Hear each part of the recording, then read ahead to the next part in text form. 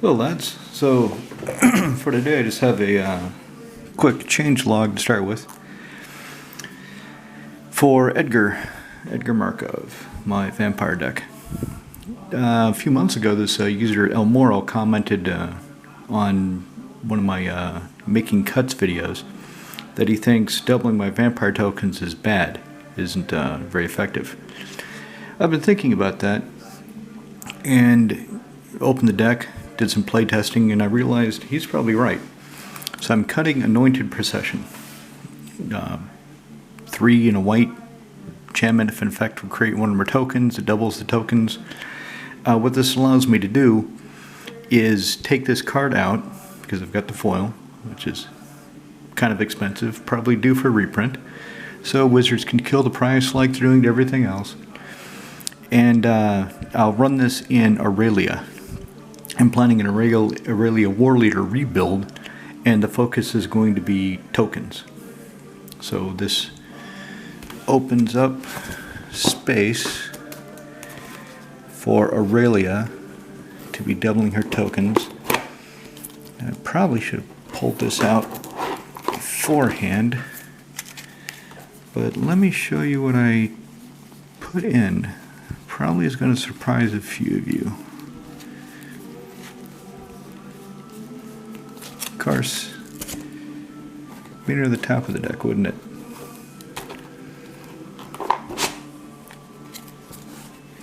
Again, for those of you wondering, I have 3 long boxes, each with 5 sleeved, ready-to-play commander decks. Most of them, this empty space here, is taken up by an old starter deck box filled with basic lands just to make it thick, just to take out the empty space. Here, these are Edgar's tokens, taking up that space. He acquires so many that they have their own slot. And even there he is. So, Anointed procession became Baron Sengir. Highly inefficient these days. These days, I guess he'd cost 5, maybe definitely 6. So, in Homelands, 5, 3 black for 5/5 flying vampire legend. He's vampire now. The great creature type update. So flying, whenever creature dies that he damaged it, put a +2/+3 counter on him. Any kind of pinging effect would obviously be pretty good for him. But I'm just not thinking of that. I decided need something for the Anointed procession. I have one of him in my art binder. Why not run him? See how he works. And with that, let's go ahead and see how the deck works.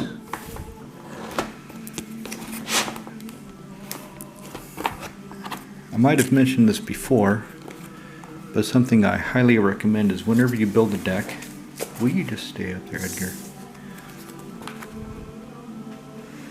Whenever you build a deck, it's good to shuffle it up, do some test draws, see how the game might progress on your side. Of course, there's no opposition, so you can simulate that as you proceed. And what this does is checks your mana curve, checks your mana base. There, stay. So let's see what an opening hand might look like. 1, 2, 3, 4, 5, 6, 7. Right, so I've got a land. Livia Vildarn, she costs 4. Keep her. Vampire of the Blood Moon. Dire Moon. Vampire of the Dire Moon, not Blood Moon. What did Vampire of the Blood Moon do? Come into play. Turn a non-basic land into basic mountain. Man, the glare is a lot worse than I thought. I hope this is coming across. Sacred Foundry, Callous Bloodmage. And so the playtesting also, you see a lot of combos and tricks that you might not have thought through, you might not have expected with him. And I can't remember his name. 2 black, I believe he's a 1/1. Spend 2 colorless, sacrifice a vampire. I believe you have to sacrifice vampire. and put a +1/+1 counter on all vampires you control. Combined with Bishop of Rebirth, so every turn you can sacrifice Callous Bloodmage. When you attack with Bishop of Rebirth, he comes back, or Drana the Liberator, if he's the only non-legendary creature in your graveyard. He comes back and you draw a card, lose 1 life. So it's like a Phyrexian arena with extra steps. Sorin, Lord of Innistrad. Right. So I would keep this hand. Yes, I only have 2 lands, but I can get a vampire out not anytime soon because I have no black. Bloody hell. Let's rethink this. Let's put Vito back. Let's put Olivia back. And let's draw 2 cards. This is there it is. There's my black. There's Badlands right on top. Bloody hell. So the lads I play with, we use the old mulligan where you just set aside whatever you don't want. You draw that many cards to replace it, and there's another black. And you shuffle those cards back in. And Edgar falls. So,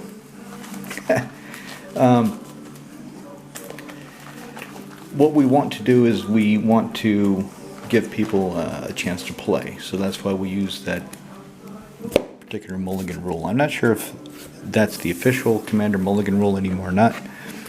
Anyway, let's get started. So, Commander game, turn 1, I've drawn, and there's a swamp. This is kind of funny. So anyway, let's get a Scrubland down, tap the Scrubland, play a Vampire of the Dire Moon. I get a token. This is the tokens I made. Artist goes by the name Red Opium. I don't know the artist's actual name, but I thought this is fitting. Let's move this back a bit. Right, so my opponents take their turns, do whatever first few turn nonsense they're going to do. Untap, upkeep, draw, another land. Nice. Let's get the Badlands down. And at this point, if my opponents don't have anything, I would attack with at least the Vampire of the Dire Moon in order to get that the lifelink she's got. So we'll just go through this quickly. Untap. Ah, there he is. Cordial Vampire. That's the name. That's exactly who I was thinking of. So anyway, tap, tap, tap. Why am I going to draw?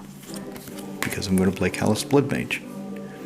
Callous Bloodmage comes into play. I'll choose, I draw a card and lose 1 life because there's probably nothing in anybody's graveyard to exile, and I really don't care about the pest token. So I'm going to get him. I get a token anyway because of Monsieur Edgar. I lose a life and draw a card, and there's another land, which is actually pretty good for this deck. Attack with the Vampire of the Dire Moon again if there's nothing to oppose her, or I'm not worried about her dying.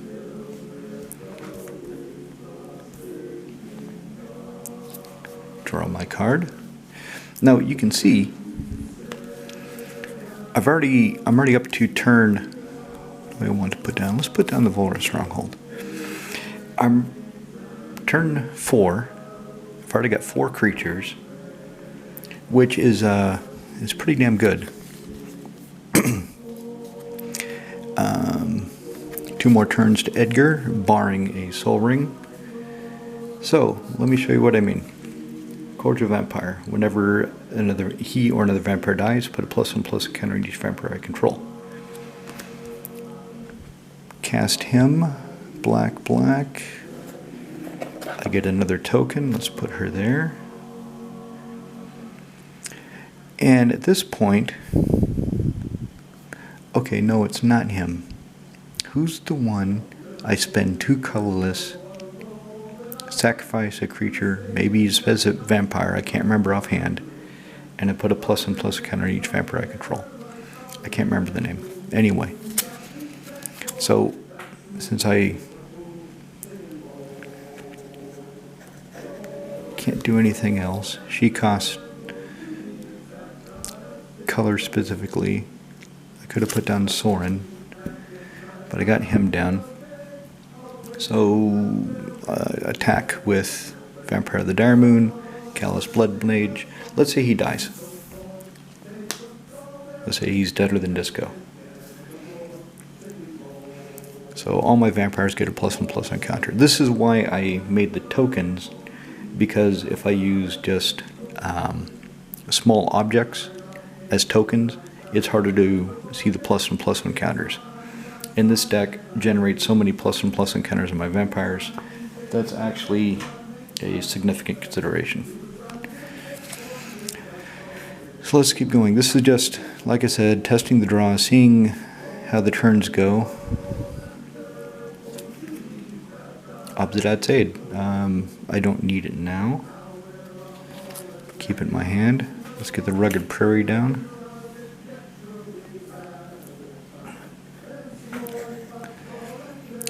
Another thing I could do is keep mana open for the Volra Stronghold to put the Callous Bloodmage back on top in order to guarantee I will get another vampire to cast, and I can use the ability again. Although let's get, I have 4 colored mana, I have 5 mana available. Do I want Sorin? Yeah, let's put down Sorin, Lord of Innistrad. I don't get him out that often. So Sorin, 4/3 loyalty to start, +1, put a 1/1 black vampire token lifelink onto the battlefield. -2, I get an emblem, creatures I control get +1/+0. -6, destroy up to 3 target creatures and or other planeswalkers. Return each card put in the graveyard this way under my control. Right, so he comes down. And his token looks like so. So, Bao Pom is the artist. 1/1 lifelink. I only get 1, but I have another token. I'll put her there so she shows up on camera a little bit. Keep moving this back so the camera picks up my board, which is, it's pretty healthy now, this board. One thing some people opined in the comments is that it looks like my build is slow. My build has too many high casting cost vampires. It didn't help that I put in Baron Sengir, who now tops out the mana curve at 8. Before it was Butcher of Malakir, who topped out the mana curve at 7. But at this point, I have blockers. I don't have any credible threats yet, because they're all 1/1s. Well, some of them are 2/2s because a vampire died. I'm just skipping through it, and I'm not putting the counters on in order to make this brief and fast. So let's say I take my other turn, draw a card. Yeah, there's Olivia again. She really wants to play. But play a mountain. 1, 2, 3, 4, 5, 6. Edgar comes down. So when he comes down, when he's got first strike haste whenever he attacks, so automatically he'll be a 5/5 because I'll put a +1/+1 counter on each vampire I control. So he will come down, and I would attack with him. There's not many scenarios where I would not attack with him, at least into somebody. And then I would also attack with Vampire of the Dire Moon, who would be a 3/3 at this point. Cordial Vampire I would keep back, and I would attack with at least some of the tokens. She would be a 2/2, these would be 3/3s, let's say they get killed. I gain 2 life because of lifelink. But since creatures die, when they die, of course damage is dealt with simultaneously, 3+1+ encounters on all my vampires. So now she would have gone from a 3/3 to a 6/6. He would have gone from a 5/5 to an 8/8. She would have gone from a 2/2 to a 5/5. So it builds up quickly. You can see what's going on. And before I end my turn, let's +1 Sorin. Make another 1/1 vampire with lifelink. Hope all of you are enjoying the music. This is a band from Whidbey Island, Washington State, called the Shifty Sailors. Draw my turn. Shizo des Dorhas. Not really what I wanted to see, but I'll take it. So let's put Shizo here so you can see it. Let's get black-white. Let's get Tithe Drinker down. So she's a 2/1 with lifelink and extort.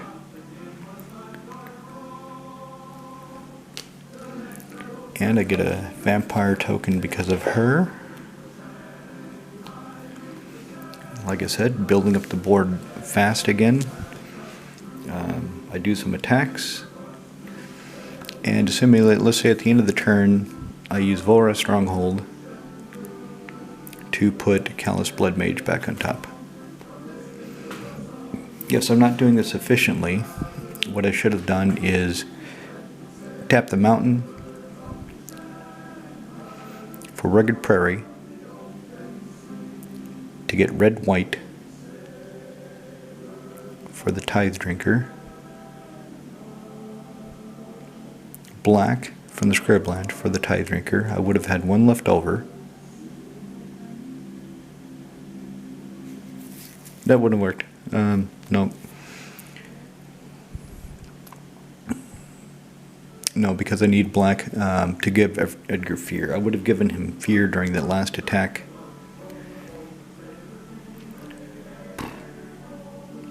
Anyway, I'm just kind of playing around with it.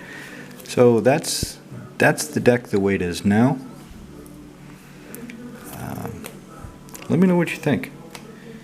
I didn't get Baron Sengir out, which would have been nice to show you him. 2, 4, 6. Yeah, and I could have cast him if I'd drawn him, but I did not. Anyway, that's the major change I made to Edgar. I took out Anointed Procession and put in Baron Sengir. And it works nicely still. Still one of the most aggressive decks. Still one that I would only bring out in a more competitive game. Probably against my friend's Eldrazi deck. I was thinking about it and wondering... Oh, my camera's going to cut off. So against Eldrazi, because I've been thinking about that,